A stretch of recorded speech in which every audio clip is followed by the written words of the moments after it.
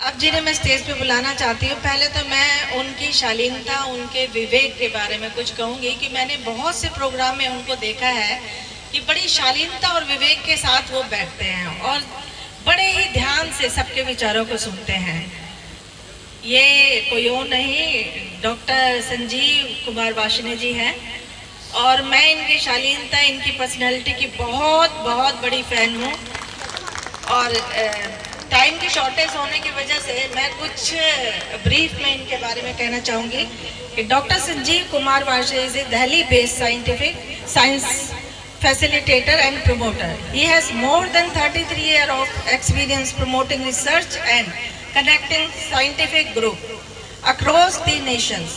He writes and delivers talk on importance of research funding, subject of contemporary scientific interest, gender equality in science and engineering, and international scientific cooperation.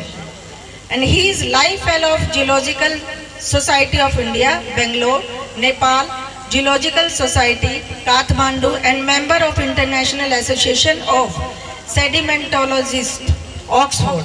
He also has numerous certifications to his credit. He is also taught at Kurukshetra University in 1990. So please, तालियों की गड़गड़ाहट के साथ Varshney sir को stage पर आमंत्रित करती हूँ और तालियां प्लीज बजाते रहिए इनके विवेक और इनकी शालीनता के लिए।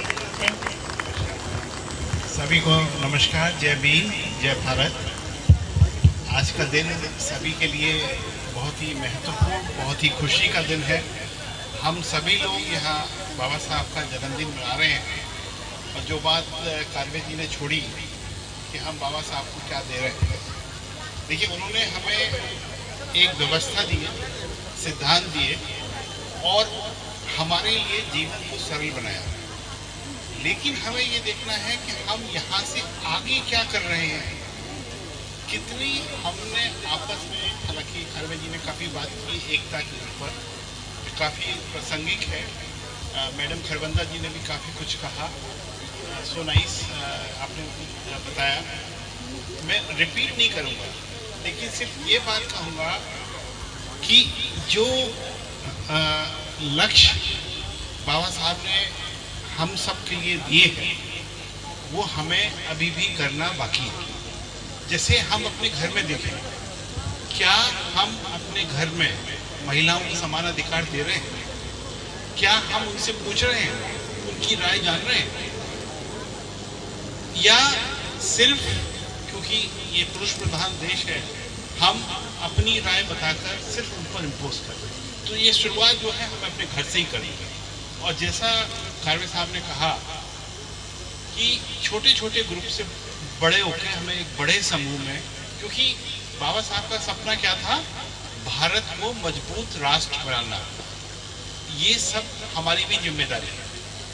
हम अपने अपने कार्य क्षेत्र में भारत को आगे बढ़ा सकते हैं, उसकी तरक्की में, उसको दुनिया में आगे की श्रेणी में रख सकते हैं। और हम सब प्रतिबद्ध हैं और ये बहुत ही खुशी की बात है। ये प्रोग्राम जो है एक सरकारी कॉलोनी में हो रहा है। हम सभी सरकार के अंग हैं और अगर हम ये काम नहीं करेंगे तो कौन करेगा? देखिए, आप बाहर जाएं, दूसरी कॉलोनियों में जाएं जहां लोग डिफरेंट बैकग्राउंड से आते हैं, जिनके पास कुछ करने की इच्छा तो है लेकिन कहीं ना कहीं लिमिटेशन है। हम क्योंकि सरकार का हिस्सा है, हमारे पास बहुत सारी सुविधाएं हैं कि हम डिसीजन मेकर्स तक अपनी आवाज़ कैसे पहुंचा सकते हैं। और हमें लोगों से मिलकर, उनकी समस्याओं को जानकर उनको सुलझाना है, ताकि हम उनको प्रोत्साहित कर सकें राष्ट्र निर्माण करने। और जो हम करेंगे, आई थिंक यही बाबा साहब को एक बहुत अच्छा जन्मदिन का तोहफा होगा। और हम सब मिलकर साथ चलकर देश को आगे बढ़ाएं। जय भीम, जय भारत। रुकिए sir, Jagdish ji please stage पर आइए और सर को सम्मानित कीजिए प्लीज।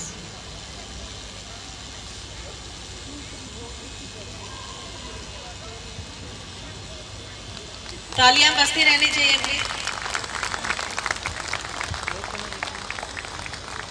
और सर बहुत बहुत धन्यवाद, जिस तरह से आप बैठते हैं और जिस तरह से आप विचारों को सुनते हैं, really very appreciated. Thank you sir. अब मैं यहाँ जो हमारी ईस्ट किदवई नगर की जो महिला शक्तिकरण है, अच्छा राधिका जी, एक बार आप स्टेज पर आए प्लीज।